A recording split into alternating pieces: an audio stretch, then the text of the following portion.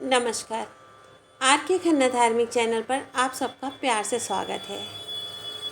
कथा प्रेमियों, मेरा आपसे निवेदन है कि यदि आपको कथाएं आनंद दे रही हैं, अच्छी लग रही हैं, तो चैनल को सब्सक्राइब करके बेल दबा लें, जिससे जैसे ही प्रभु की कृपा और गुरु के आशीर्वाद से मैं कथा पोस्ट करूं, आपको पता चल जाए और आप कथा का आनंद ले सकें, उसे सुन सकें। तो चलिए प्रारंभ करते हैं। श्रीमद् भागवत महापुराण दसम स्कंद पूर्वार्ध, तीसरा अध्याय, भगवान श्री कृष्ण का प्राकट्य। श्री सुखदेव जी कहते हैं, परीक्षित, अब समस्त शुभ गुणों से युक्त बहुत सुहावना समय आया। रोहिणी नक्षत्र था। आकाश के सभी नक्षत्र, ग्रह और तारे शांत सौम्य हो रहे थे। दिशाएं स्वच्छ प्रसन्न थीं। निर्मल आकाश में तारे जगमगा रहे थे।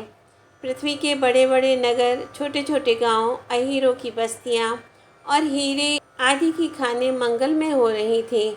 नदियों का जल निर्मल हो गया था। रात्रि के समय भी सरोवरों में कमल खिल रहे थे।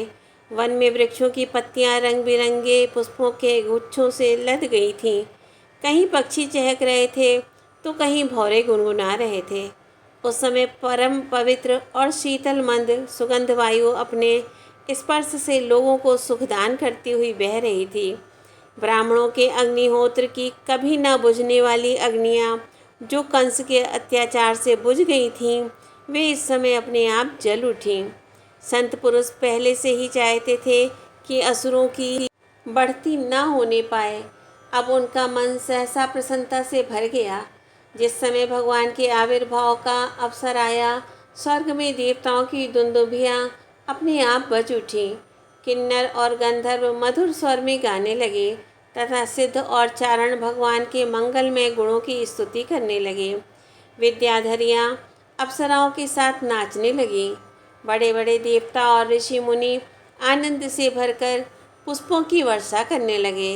जल से भरे हुए बादल समुद्र के पास जाकर धीरे धीरे गर्जना करने लगे। जन्म मृत्यु के चक्र से छुड़ाने वाले जनार्दन के अवतार का समय था। निश्चित चारों ओर अंधकार का साम्राज्य था। उसी समय सबके हृदय में विराजमान भगवान विष्णु देवरूपिणी देवकी के गर्भ से प्रकट हुए। जैसे पूर्व दिशा में 16 कलाओं से पूर्ण चंद्रमा का उदय हो गया हो। वसुदेव जी ने देखा, उनके सामने एक अद्भुत बालक है। उसके नेत्र कमल के समान कोमल और विशाल हैं। 4 सुंदर हाथों में शंख, गदा, चक्र और कमल लिए हुए हैं। वक्षस्थल पर श्रीवत्स का चिन्ह अत्यंत सुंदर सुवर्णमयी रेखा है। गले में कौस्तुभ मणि झिलमिला रही है। वर्षाकालीन मेघ के समान परम सुंदर श्यामल शरीर पर मनोहर पीतांबर फहरा रहे हैं। बहुमूल वैदूर्य मणि के किरीट और कुंडल की कांति से सुंदर सुंदर घुंघराले बाल सूर्य की किरणों के समान चमक रहे हैं। कमर में चमचमाती करधनी की लड़ियां लटक रही हैं। बाहों में बाजूबंद और कलाइयों में कंकड़ शोभायमान हो रहे हैं। इन सब आभूषणों से सुशोभित बालक के अंग अंग से अनोखी छटा छिटक रही है। जब वासुदेव ने देखा कि मेरे पुत्र के रूप में तो स्वयं भगवान ही आए हैं, तब पहले तो उन्हें असीम आश्चर्य हुआ। फिर आनंद से उनकी आंखें खिल उठी। उनका रोम रोम परमानंद में मग्न हो गया। श्री कृष्ण का जन्मोत्सव मनाने की उतावली में उन्होंने उसी समय ब्राह्मणों के लिए 10,000 गायों का संकल्प कर दिया। परीक्षित, भगवान श्री कृष्ण अपने अंग कांति से सूतिका गृह को जगमगा रहे थे। जब वसुदेव को यह निश्चय हो गया कि ये तो परम पुरुष परमात्मा ही हैं, तब भगवान का प्रभाव जान लेने से उनका सारा भय जाता रहा।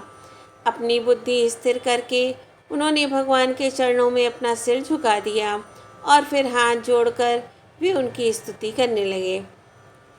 वसुदेव जी ने कहा, मैं समझ गया कि आप प्रकृति से अतीत साक्षात पुरुषोत्तम हैं।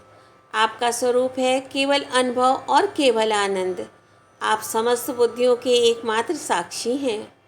आप ही स्वर्ग के आदि में अपनी प्रकृति से इस त्रिगुणमय जगत की सृष्टि करते हैं। फिर उसमें प्रविष्ट ना होने पर भी आप प्रविष्ट के समान जान पड़ते हैं। जैसे जब तक महातत्व आदि कारण तत्व पृथक पृथक रहते हैं, तब तक उनकी शक्ति भी पृथक पृथक होती है। जब वे इंद्रियादि 16 विकारों के साथ मिलते हैं तभी इस ब्रह्मांड की रचना करते हैं और इसे उत्पन्न करके इसी में अनुप्रविष्ट से जान पड़ते हैं। परंतु सच्ची बात तो यह है कि वे किसी भी पदार्थ में प्रवेश नहीं करते। ऐसा होने का कारण यह है कि उनसे बनी हुई जो भी वस्तु है उसमें वह पहले ही से विद्यमान रहते हैं। ठीक वैसे ही बुद्धि के द्वारा केवल गुणों के लक्षणों का ही अनुमान किया जाता है और इंद्रियों के द्वारा केवल गुणमय विषयों का ही ग्रहण होता है। यद्यपि आप उनमें रहते हैं फिर भी उन गुणों के ग्रहण से आपका ग्रहण नहीं होता। इसका कारण यह है कि आप सब कुछ हैं, सबके अंतर्यामी हैं और परमार्थ सत्य आत्मस्वरूप हैं। गुणों का आवरण आपको ढक नहीं सकता, इसलिए आप में ना बाहर है ना भीतर। फिर आप किस में प्रवेश करेंगे? इसलिए प्रवेश ना करने पर भी आप प्रवेश किए हुए के समान दिखते हैं। जो अपने इस दृश्य गुणों को अपने से पृथक मानकर सत्य समझता है वह अज्ञानी है, क्योंकि विचार करने पर यह देह गेह आदि पदार्थ वाग विलास के सिवा और कुछ नहीं सिद्ध होते। विचार के द्वारा जिस वस्तु का अस्तित्व सिद्ध नहीं होता बल्कि जो बाधित हो जाती है उसको सत्य मानने वाले पुरुष बुद्धिमान कैसे हो सकता है? प्रभु कहते हैं आप स्वयं समस्त क्रियाओं गुणों और विकारों से रहित हैं, फिर भी इस जगत की सृष्टि स्थिति और प्रलय आपसे ही होते हैं। यह बात परम ऐश्वर्यशाली पर ब्रह्म परमात्मा आपके लिए असंगत नहीं है, क्योंकि तीनों गुणों के आश्रय आप ही हैं। इसलिए उन गुणों के कार्य आदि का आप में ही आरोप किया जाता है। आप ही तीनों लोकों की रक्षा करने के लिए अपनी माया से सत्व में शुक्ल वर्ण पोषणकारी विष्णु रूप धारण करते हैं। उत्पत्ति के लिए रजा प्रधान रक्तवर्ण सृजनकारी ब्रह्मा रूप और प्रलय के समय तमोगुण प्रधान कृष्ण वर्ण संहारकारी रुद्र रूप स्वीकार करते हैं। प्रभु आप सर्वशक्तिमान और सबके स्वामी हैं।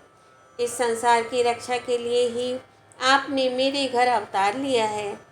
आजकल कोटि कोटि असुर सेनापतियों ने राजा का नाम धारण कर रखा है और अधीन बड़ी बड़ी सेनाएं कर रखी हैं। आप उन सब का संहार करेंगे। देवताओं के भी आराध्य देव प्रभु यह कंस बड़ा दुष्ट है। इसे जब मालूम हुआ कि आपका अवतार हमारे घर होने वाला है तब उसने आपके भय से आपके बड़े भाइयों को मार डाला। अभी उसके दूत आपके अवतार का समाचार उसे सुनाएंगे और वह अभी अभी हाथ में शस्त्र लेकर दौड़ा आएगा। श्री सुखदेव जी कहते हैं, परीक्षित, इधर देवकी ने कहा कि मेरे पुत्र में तो पुरुषोत्तम भगवान के सभी लक्षण मौजूद हैं। पहले तो उन्हें कंस से कुछ भय मालूम हुआ, परंतु फिर वे बड़े पवित्र भाव से मुस्कुराती हुई स्तुति करने लगी। माता देवकी ने कहा, प्रभु, वेदों ने आपके जिस रूप को अव्यक्त और सबका कारण बतलाया है, जो ब्रह्म ज्योति स्वरूप समस्त गुणों से रहित और विकारहीन है, जिसे विशेषण रहित अनिवर्चनीय निष्क्रिय एवं केवल विशुद्ध सत्ता के रूप में कहा गया है, वही बुद्धि आदि के प्रकाशक विष्णु आप स्वयं हैं। जिस समय ब्रह्मा की पूरी आयु 2 परार्ध समाप्त हो जाते हैं, काल शक्ति के प्रभाव से सारे लोक नष्ट हो जाते हैं, पंच महाभूत अहंकार में, अहंकार महातत्व में और महातत्व प्रकृति में लीन हो जाता है, उस समय एकमात्र आप ही शेष रह जाते हैं। इसी से आपका नाम शेष भी है। प्रकृति के एकमात्र सहायक प्रभो निमेष से लेकर वर्ष पर्यंत अनेक विभागों में विभक्त जो काल है, जिसकी चेष्टा से यह संपूर्ण विश्व सचेष्ट हो रहा है और जिसकी कोई सीमा नहीं है, वह आपकी लीला मात्र है। आप सर्वशक्तिमान और परम कल्याण के आश्रय हैं। मैं आपकी शरण लेती हूँ। प्रभु, यह जीव मृत्युग्रस्त हो रहा है। यह मृत्यु रूप कराल व्याल से भयभीत होकर संपूर्ण लोक लोकांतरों में भटकता रहता है, परंतु इसे कभी कहीं भी ऐसा स्थान न मिल सका जहाँ वह निर्भय होकर रहे। आज बड़े भाग्य से इसे आपके चरणारविंदों की शरण मिल गई। अतः अब यह स्वस्थ होकर सुख की नींद सो रहा। औरों की तो बात ही क्या, स्वयं मृत्यु भी इससे भयभीत होकर भाग गई है। प्रभु, आप हैं भक्त भयकारी और हम लोग इस दुष्ट कंस से बहुत ही भयभीत हैं। अतः आप हमारी रक्षा कीजिए। आपका यह चतुर्भुज दिव्य रूप ध्यान की वस्तु है। इसे केवल मांस मंजा में शरीर पर ही दृष्टि रखने वाले देहाभिमानी पुरुषों के सामने प्रकट मत कीजिए। मधुसूदन, इस पापी कंस को यह बात मालूम ना हो कि आपका जन्म मेरे गर्भ से हुआ है। मेरा धैर्य टूट रहा है। आपके लिए मैं कंस से बहुत डर रही हूँ। विश्वात्मन, आपका यह रूप अलौकिक है। आप शंख चक्र गदा और कमल की शोभा से युक्त अपना यह चतुर्भुज रूप छिपा लीजिए। प्रलय के समय आप इस संपूर्ण विश्व को अपने शरीर में वैसे ही स्वाभाविक रूप से धारण करते हैं जैसे कोई मनुष्य अपने शरीर में रहने वाले छिद्र रूप आकाश को। वही परम पुरुष परमात्मा आप मेरे गर्भवासी हुए। यह आपकी अद्भुत मनुष्य लीला नहीं तो और क्या है। श्री भगवान ने कहा, देवी, स्वयंभू मनवंतर में जब तुम्हारा पहला जन्म हुआ था उस समय तुम्हारा नाम प्रश्नी और ये वसुदेव सुतपा नाम के प्रजापति थे। तुम दोनों के हृदय बड़े ही शुद्ध थे। जब ब्रह्मा जी ने तुम दोनों को संतान उत्पन्न करने की आज्ञा दी तब तुम लोगों ने इंद्रियों का दमन करके उत्कृष्ट तपस्या की। तुम दोनों ने वर्षा, वायु, घाम, शीत, उष्ण आदि काल के विभिन्न गुणों को सहन किया और प्राणायाम के द्वारा अपने मन के मल को धो डाले। तुम दोनों कभी सूखे पत्ते खा लेते और कभी हवा पीकर ही रह जाते। तुम्हारा चित्त बड़ा शांत था। इस प्रकार तुम लोगों ने मुझसे अभीष्ट वस्तु प्राप्त करने की इच्छा से मेरी आराधना की। मुझ में चित्त लगाकर ऐसा परम दुष्कर और घोर तप करते करते देवताओं के 12,000 वर्ष बीत गए। पुण्यमयी देवी, उस समय मैं तुम दोनों पर प्रसन्न हुआ क्योंकि तुम दोनों ने तपस्या, श्रद्धा और प्रेममयी भक्ति से अपने हृदय में नित्य निरंतर मेरी भावना की थी। उस समय तुम दोनों की अभिलाषा पूर्ण करने के लिए वर देने वालों का राजा मैं इसी रूप से तुम्हारे सामने प्रकट हुआ। जब मैंने कहा कि तुम्हारी जो इच्छा हो मुझसे मांग लो, तब तुम दोनों ने मेरे जैसा पुत्र मांगा। उस समय तक विषय भोगों से तुम लोगों का कोई संबंध नहीं हुआ था। तुम्हारी कोई संतान भी न थी। इसलिए मेरी माया से मोहित होकर तुम दोनों ने मुझसे मोक्ष नहीं मांगा। तुम्हें मेरे जैसा पुत्र होने का वर प्राप्त हो गया और मैं वहाँ से चला गया। अब सफल मनोरथ होकर तुम लोग विषयों का भोग करने लगे। मैंने देखा कि संसार में शील स्वभाव, उदारता तथा अन्य गुणों में मेरे जैसा दूसरा कोई नहीं है। इसलिए मैं ही तुम दोनों का पुत्र हुआ और उस समय मैं प्रश्नी गर्भ के नाम से विख्यात हुआ। फिर दूसरे जन्म में तुम हुई अदिति और वसुदेव हुए कश्यप। उस समय भी मैं तुम्हारा पुत्र हुआ। मेरा नाम था उपेंद्र। शरीर छोटा होने के कारण लोग मुझे वामन भी कहते थे। सतीदेव की, तुम्हारे इस तीसरे जन्म में भी मैं उसी रूप से फिर तुम्हारा पुत्र हुआ हूँ। मेरी वाणी सर्वदा सत्य होती है। मैंने तुम्हें अपना यह रूप इसलिए दिखला दिया है कि तुम्हें मेरे पूर्व अवतारों का स्मरण हो जाए। यदि मैं ऐसा नहीं करता तो केवल मनुष्य शरीर से मेरे अवतार की पहचान नहीं हो पाती। तुम दोनों मेरे प्रति पुत्र भाव तथा निरंतर ब्रह्म भाव रखना। इस प्रकार वात्सल, स्नेह और चिंतन के द्वारा तुम्हें मेरे परम पद की प्राप्ति होगी। श्री सुखदेव जी कहते हैं, भगवान इतना कहकर चुप हो गए। अब उन्होंने अपनी योग माया से माता पिता के देखते देखते तुरंत एक साधारण शिशु का रूप धारण कर लिया। तब वसुदेव जी ने भगवान की प्रेरणा से अपने पुत्र को लेकर सूतिका गृह से बाहर निकलने की इच्छा की। उसी समय नंद पत्नी यशोदा के गर्भ से उस योग माया का जन्म हुआ, जो भगवान की शक्ति होने के कारण उनके समान ही जन्म रहित है। उसी योग माया ने द्वारपाल और पूर्ववासियों की समस्त इंद्रिय वृत्तियों की चेतना हर ली। वे सबके सब अचेत होकर सो गए। बंदी गृह के सभी दरवाजे बंद थे। उनमें बड़े बड़े किवाड़, लोहे की जंजीरें और ताले जड़े हुए थे। उनके बाहर जाना बड़ा ही कठिन था, परंतु वसुदेव जी भगवान श्री कृष्ण को गोद में लेकर जो ही उनके निकट पहुँचे, त्यों ही वे सब दरवाजे आप से आप खुल गए। ठीक वैसे ही जैसे सूर्योदय होते ही अंधकार दूर हो जाता है। उस समय बादल धीरे धीरे गरज कर जल की फुहारें छोड़ रहे थे, इसलिए शेष जी अपने फनों से जल को रोकते हुए भगवान के पीछे पीछे चलने लगे। उन दिनों बार बार वर्षा होती रहती थी, इसलिए यमुना जी बहुत बढ़ गई थी। उनका प्रवाह गहरा और तेज हो गया था। तरल तरंगों के कारण जल पर फेन ही फेन हो रहा था। सैकड़ों भयानक भंवर पड़ रहे थे। जैसे सीतापति भगवान श्री राम को समुद्र ने मार्ग दे दिया था, वैसे ही यमुना जी ने भगवान को मार्ग दे दिया। वसुदेव जी ने नंद बाबा के गोकुल में जाकर देखा कि सब के सब गोप नींद से अचेत पड़े हुए हैं। उन्होंने अपने पुत्र को यशोदा जी की सैया पर सुला दिया और उनकी नवजात कन्या लेकर वे बंदी गृह में लौट आए। जेल में पहुंचकर वसुदेव जी ने उस कन्या को देवकी की शैया पर सुला दिया और अपने पैरों में बेड़ियां डाल ली तथा पहले की तरह वे बंदी गृह में बंद हो गए। उधर नंद पत्नी यशोदा जी को इतना तो मालूम हुआ कि कोई संतान हुई है, परंतु वे यह ना जान सकी कि पुत्र है या पुत्री, क्योंकि एक तो उन्हें बड़ा परिश्रम हुआ था और दूसरे योग माया ने उन्हें अचेत कर दिया था। ओम नमो भगवते वासुदेवाय। नंद घर आनंद भयो, जय कन्हैया लाल की। तो भक्तों, चौथा अध्याय है कंस के हाथ से छूटकर योग माया का आकाश में जाकर भविष्यवाणी करना। तो उम्मीद करती हूँ कि आप चैनल को सब्सक्राइब कर लेंगे और बेल बजा लेंगे।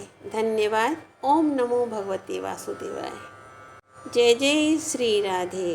कथा में नीचे कुछ व्याख्याएं दी गई हैं, बड़ी ही सुंदर, तो कुछ मैं आपके साथ शेयर करती हूँ। जैसे यमुना जी ने जो रास्ता दिया उसके लिए है, श्री कृष्ण को अपनी ओर आते देखकर यमुना जी ने विचार किया, आहा, जिनके चरणों की धूल इस सत्पुरुषों के मानस ध्यान का विषय है, वे ही आज मेरे तट पर आ रहे हैं। वे आनंद और प्रेम से भर गईं, आँखों से इतने आंसू निकले कि बाढ़ आ गई। इसी तरह एक और है, बहुत सारी हैं लेकिन थोड़ा सा पढ़ रही हूँ। मुझे यमराज की बहन समझकर श्री कृष्ण अपनी आँख न फेर लें, इसलिए वे अपने विशाल जीवन का प्रदर्शन करने लगी। फिर है, मेरा नाम कृष्णा, मेरा जल कृष्ण, मेरे बाहर श्री कृष्ण हैं, फिर मेरे हृदय में उनकी स्फूर्ति क्यों न हो। ऐसा सोचकर मार्ग देने के बहाने यमुना जी ने श्री कृष्ण को अपने हृदय में ले लिया। फिर जहाँ योग माया की बात आती है वहाँ मैं पढ़ रही हूँ। भगवान श्री कृष्ण ने इस प्रसंग में यह प्रकट किया कि जो मुझे प्रेम पूर्वक अपने हृदय में धारण करता है, उसके बंधन खुल जाते हैं, जेल से छुटकारा मिल जाता है और बड़े बड़े फाटक टूट जाते हैं। पहरेदारों का पता नहीं चलता, भव नदी का जल सूख जाता है, गोकुल यानी इंद्रिय समुदाय की वृत्तियाँ लुप्त हो जाती हैं और माया हाथ में आ जाती है। नदियों के बारे में बड़ा ही सुंदर है, आइए सुनते हैं। नदियों ने विचार किया कि रामावतार में सेतु बंध के बहाने हमारे पिता पर्वतों को हमारी ससुराल समुद्र में पहुंचाकर इन्होंने हमें मैके का सुख दिया था। अब इनके शुभागमन के अवसर पर हमें भी प्रसन्न होकर इनका स्वागत करना चाहिए। एक और, नदियाँ तब गंगा जी से कहती थी, तुमने हमारे पिता पर्वत देखे हैं, अपने पिता भगवान विष्णु के दर्शन कराओ। गंगा जी ने सुनी अनसुनी कर दी। अब वे इसलिए प्रसन्न हो गई कि हम स्वयं देख लेंगे। अगला, यद्यपि भगवान समुद्र में नित्य निवास करते हैं, फिर भी ससुराल होने के कारण वे उन्हें वहाँ देख नहीं पाती। अब उन्हें पूर्ण रूप से देख सकेंगी, इसलिए वे निर्मल हो गईं। अगला, निर्मल हृदय को भगवान मिलते हैं, इसलिए वे निर्मल हो गईं। अगला, नदियों को जो सौभाग्य किसी भी अवतार में नहीं मिला, वह कृष्णावतार में मिला। श्री कृष्ण जी की चतुर्थ पटरानी हैं श्री कालिंदी जी। अवतार लेते ही यमुना जी के तट पर जाना, ग्वाल बाल एवं गोपियों के साथ जल क्रीड़ा करना, उन्हें अपनी पटरानी बनाना, इन सब बातों को सोचकर नदियाँ आनंद से भर गईं। पृथ्वी के लिए है। पुराणों में भगवान की 2 पत्नियों का उल्लेख मिलता है, एक श्रीदेवी और दूसरी भूदेवी। ये दोनों चल संपत्ति और अचल संपत्ति की स्वामिनी हैं। इनके पति हैं भगवान, जीव नहीं। जिस समय श्रीदेवी के निवास स्थान वैकुंठ से उतरकर भगवान भूदेवी के निवास स्थान पृथ्वी पर आने लगे, तब जैसे परदेश से पति के आगमन का समाचार सुनकर पत्नी सज धज कर आगवानी के लिए निकलती है, वैसे पृथ्वी का मंगलमयी होना, मंगल चिन्हों को धारण करना स्वाभाविक ही है। ऐसे ही सुंदर सुंदर व्याख्याएँ बहुत सी हैं, तो उनमें से थोड़ी सी मैंने आपके साथ शेयर की है।